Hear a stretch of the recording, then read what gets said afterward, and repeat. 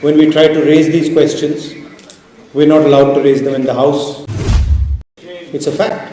It's shameful, but it's true.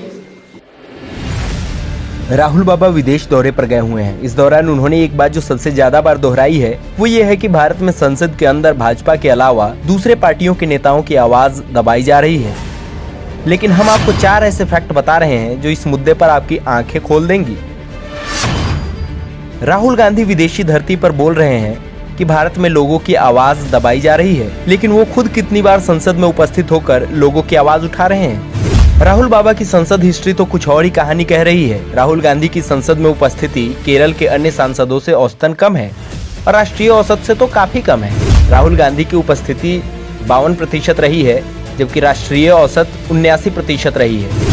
इसमें भी जितनी बार वो गए भी तो कभी आंख मारते दिखाई दिए तो कभी सोते हुए नजर आए।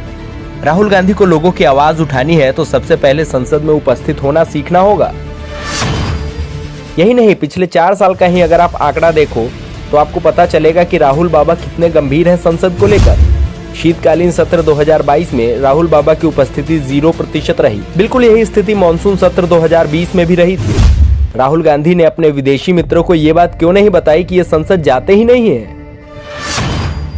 सबसे मजेदार फैक्ट तो यह है कि 15 मिनट के अपने भाषण से भूकंप लाने का दावा करने वाले राहुल बाबा ने संसद में हुई डिबेट में अब तक केवल 6 बार हिस्सा लिया है, जबकि देश के अन्य सांसदों ने औसतन 41 डिबेट में हिस्सा लिया है।